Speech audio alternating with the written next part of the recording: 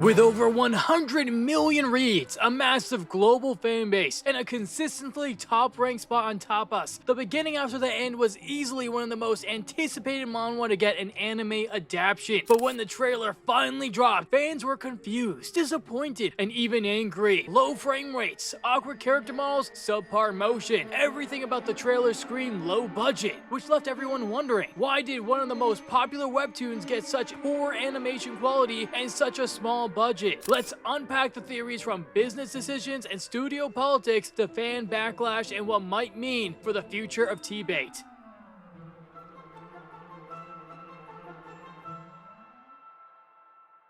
Before we talk about the trailer, let's quickly recap why expectations were so sky high. The Beginning After the End is a hit reincarnation fantasy web novel by Turtle Me that later got adapted into a widely successful webtoon. The series follows Arthur Lewin, a former king reincarnated into a magical world as he explores themes of growth, morality, and self-discovery. It blends isekai, magic, martial arts, and a generally complex protagonist. The fan base spans across North America, Europe, Southeast Asia, and beyond. On Top Us, it's consistently among the top read series. On Reddit, TBATE has over 100 active members. The web novel also performs well on Amazon and Audible. In short, this isn't a niche manhwa, this is a global hit. Naturally, fans expected a high-budget anime, something like what Soul Leveling got with A1 Pictures, or even Tower of God with Crunchyroll's backing. But that's not what happened, sadly. When the teaser trailer dropped, fans were quick to point out glaring issues. Animation was stiff and robotic, which shouldn't be the case when a trailer is supposed to highlight the best scenes of an anime. Character models looked flat and lifeless, such as dull expressions and just a lack of detail. Fight scenes lacked energy and fluidity, which was definitely concerning for an action series, and the overall production just looked like it was a mobile game, not a top-tier anime adaptation. The studio behind the anime, Studio ACAT, known for their modest CGI work and a track record of budget-restricted projects like LBX Girls and Battle Game in 5 Seconds. Not exactly the studio fans were hoping for. So the question is, why was ACAT chosen? Why wasn't a more reputable studio involved? Let's go over some theories now.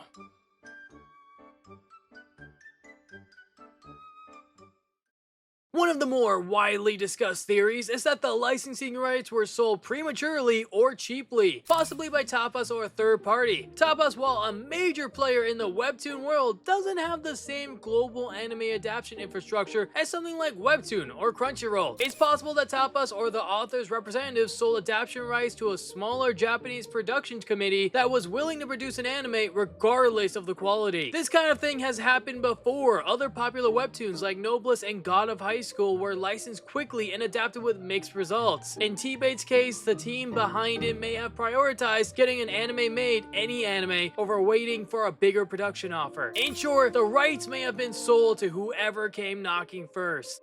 Another theory is simply a case of supply and demand in the anime industry. In recent years, anime production schedules have become extremely packed. Top-tier studios like MAPPA and A1 Pictures are booked years in advance. Even mid-tier studios are increasingly selective about the projects they take due to a lack of skilled artists and production crunch. ACAT, while not well known for high-quality work, is a studio that takes on projects with low to mid-tier budgets, especially ones that rely heavily on CGI animation, which is less expensive and easier to scale. So it's possible that no major studio was available, and ACAT was willing to take the job on short notice. This may explain the animation shortcuts and the heavy use of 3D CG, which is common in ACAT's portfolio.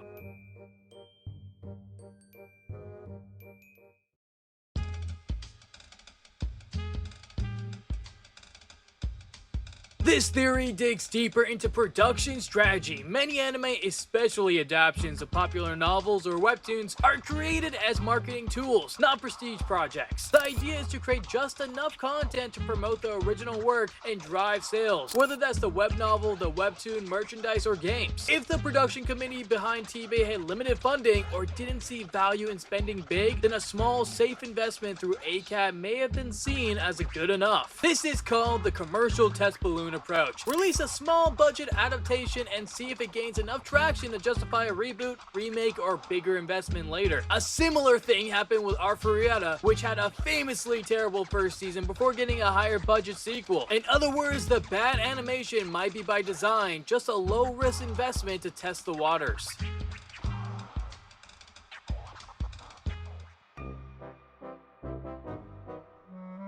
Some fans speculate that TBATE's author Turtle Me and the Tapas team simply didn't have the industry connections in Japan to negotiate a better deal or attract a stronger studio. When Korean webtoons get adapted into anime, they often benefit from Korean media conglomerates like Naver and Kikeo that can negotiate with Japanese studios and fund high-quality adaptations. In the case of Soul Leveling, Aniplex, A1 Pictures, and Crunchyroll all got involved. Tapas, on the other hand, is a smaller US-based company and may not have had the leverage to attract a top-tier animation studio in Japan. This lack of established animation production ties could explain why the adaptation ended up in the hands of a studio like ACAT.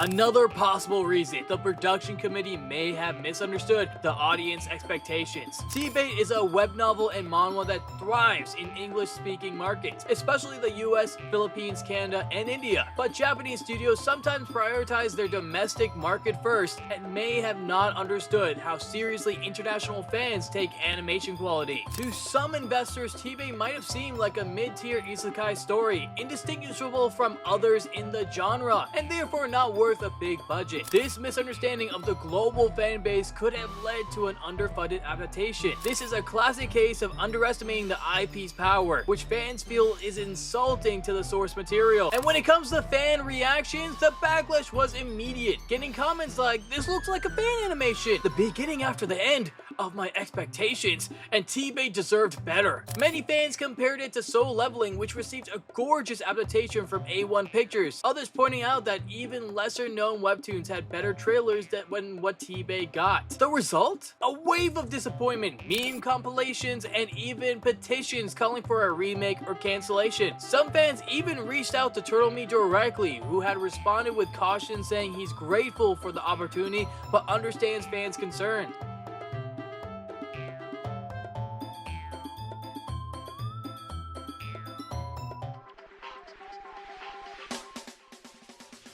Now to get serious, what could happen next? Despite the poor trailer, all is not lost. There are a few paths forward. A reboot in the future. If the anime underperforms but interest remains high, it's possible that another studio could pick up TBATE for a better adaptation later. A strong fan push. If fan campaigns gain traction, it might convince the production committee to increase the budget or partner with a more capable studio for future seasons. And merchandise and media pivot. TBATE may shift focus towards games, novels, and other platforms instead of anime. The most likely outcome? The first season airs, performs modestly, and then the series either disappears or quietly reboots a few years later down the line. Much like Arfrieta, Seven Deadly Sins, or even Tokyo Ghoul, which all had rocky starts.